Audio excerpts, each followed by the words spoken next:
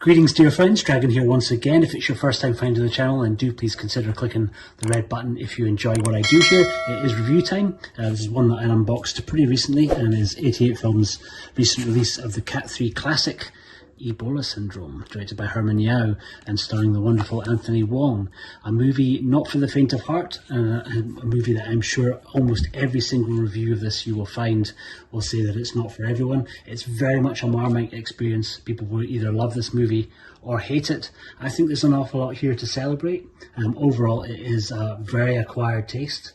I think it leans hard into comedy, and you'll either find what it is doing in the way that it's doing amusing and you'll go along for the ride. Otherwise, I suspect you'll go very much in the other direction and it really will not be for you at all. I mean, the premise essentially, we have low-level gang member Kai, aka Chicken, played by Anthony Wong, who is caught in the act of having sex with his boss's wife, initially kind of subjugated and peed on by his boss, and then the tables turn. He kills his boss, kills the woman he was having sex with, and after dousing her child with petrol and is about to set the kid on fire, is interrupted in the act and flees to Africa. To Johannesburg, and gets work in a Chinese restaurant there, and basically hates absolutely everybody that he comes into contact with.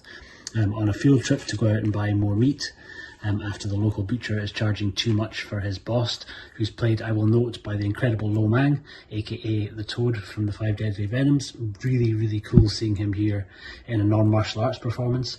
A little bit unbelievable that Anthony Wong is able to get the best of him, really. That's the biggest special effect of the movie for me. But it's really kind of great seeing him here, albeit in a pretty harsh part that he has to play in terms of what happens to him and his wife. In the process of going out to try and buy more meat, Anthony Wong stumbles upon a very sick local tribeswoman who he proceeds to sexually assault, and in the middle of that act she vomits all over him. He catches Ebola. Is one of the very rare 1 in a million cases of somebody who can have Ebola but not die from it, but basically acts as like a patient zero. He's able to then transmit this to anyone who he comes into contact with, which he gleefully does for the rest of the movie. He basically delights in causing as much chaos and as much mayhem as he can. Really a pretty despicable character. I think this is building on the success that Herman Yau and Anthony Wong had in The Untold Story. And I think they were hoping to try and revisit that success, because The Untold Story was incredibly successful at the Hong Kong box office. This a lot less so, and to the extent that I think a few people, including one of the questions that's posed to Herman Yau in the interview that's on the disc, of whether they were trying to make a parody of The Untold Story. I don't think they were, and Herman Yau seemed a little bit taken aback by that question in the interview. I think they were really kind of trying to do something that was pushing everybody's buttons, kind of maybe trying to make the most punk rock song of all time in movie form. Whether it's worked or not is going to be entirely down to your individual taste. I think certain aspects of it are pretty well done. I think they didn't lean that hard into dialogue, so it's pretty much feels like it's been made up as it goes along. But the actual filmmaking nuts and bolts of it are pretty well realised. The gore's pretty well handled. It's not too excessive in a way, where I think if you've watched films like Brain Dead, Peter Jackson's early movie, or Bad Taste, his even earlier movie, I think there's stuff in that I found harder to sit through. I think this is kind of always more has its toe in the sort of unbelievable, so it's dialed up in a way that I didn't find too unpalatable. The sexual violence is going to be something that will, no pun intended, turn a huge amount of people off.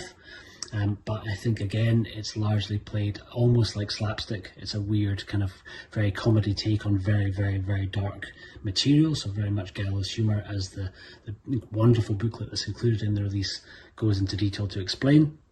But I think overall, if you're a fan of Anthony Wong, if you're a fan of Herman Yau, and if you're a fan of Cat3 cinema in general, then I suspect you will enjoy this. You will find more in it to like than you will find to hate. It will absolutely polarise an awful lot of other people who are not maybe familiar with Cat3 cinema. If you're jumping into Cat3 for the first time, don't start here. I would recommend that you take a look at The Incredible Story of Ricky, also released by 88 Films, or The Seventh Curse. Both of those movies I think are more endlessly rewatchable than Ebola Syndrome. Ebola for me, I kind of found in some cases the special features on here are probably what I would go back to more. There's a really wonderful original commentary on here by Herman Yau and by Anthony Wong, mostly in Chinese, but does start off in English and is subtitled so you can understand, which is kind of really nice hearing the two of them speak. They've worked together a number of times, and Anthony Wong kind of excelled at that period of playing really quite despicable characters, but by all accounts seems like he's one of the nicest men on the planet. The interview with him on here is also good for comedy value because he's playing it very deadpan, wearing his sunglasses the whole time. It's a very different Anthony Wong than you will see playing the villain in Hard Boiled or in Johnny To's Wonderful Exiled. Here he is much more unhinged.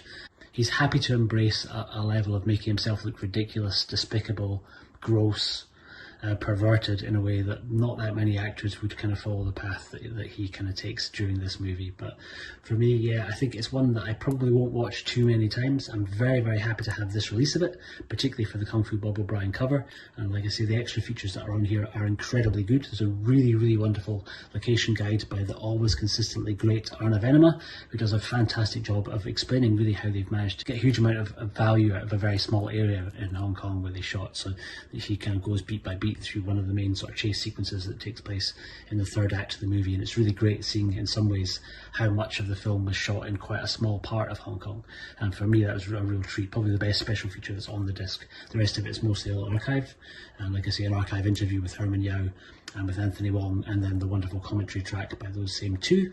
And there's a great booklet in here. The booklet not just really concerned about the film, but looking much more at Cat3 in general, so it kind of gives you a great overview of how that particular certification came about and the sort of films that kind of really made it quite notorious. That's by CJ Lines, and he does a really wonderful job in putting the booklet together. So yeah, I found the booklet really incredibly strong. It's one of the strongest booklets that I've kind of seen in one of these sort of releases. Really, it was really, really, really great. And so for me, overall, I think it's a good release. I think it isn't going to be for everybody, as I'm sure every single review will say, but I would encourage you, if you're on the fence about it, do give it a try. This does use the exact same transfer that Vinegar Syndrome did on their 4K release. It even still has the Vinegar Syndrome logo at the end.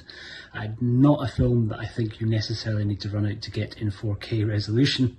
Blu-ray will be absolutely fine, so don't kind of, if you haven't already imported the Vinegar Syndrome release, then I would encourage you, if you're intrigued to check out the film, stick with the 88 version. Blu-ray is more than adequate for the gore that is on display here. I don't think you need to see it in any higher resolution. It's not going to make your world that much better.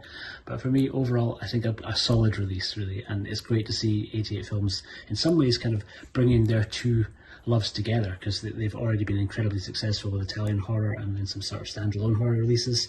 They have a whole other line dedicated to Italian horror.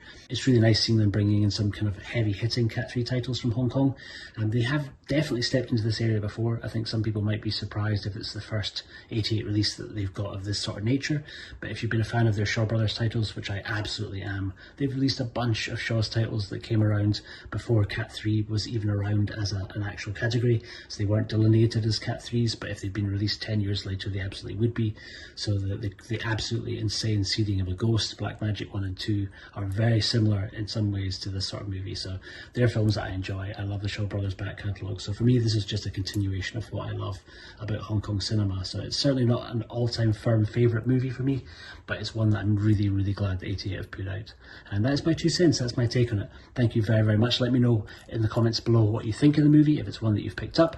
If you are curious what else is inside the box, you can also check out my unboxing, but you do have, like mentioned, the wonderful booklet from CJ Lines, and we also get an incredible big version of Kung Fu Bob's glorious cover that he has created for the title, which I prefer over the original Hong Kong poster. And Bob always absolutely knocks it out of the park, and it's a really fantastic entry by him with the very many demented faces of Anthony Wong, and then you get the flip with the Hong Kong poster on the back. So yeah, for me, a solid release. I think one, like I say, you're either going to absolutely love or hate, but I think you won't be disappointed, and you certainly won't be bored. That is it. I've been the Fanatical Dragon. Thank you very much for joining me for this. I will see you on the next one. Take care.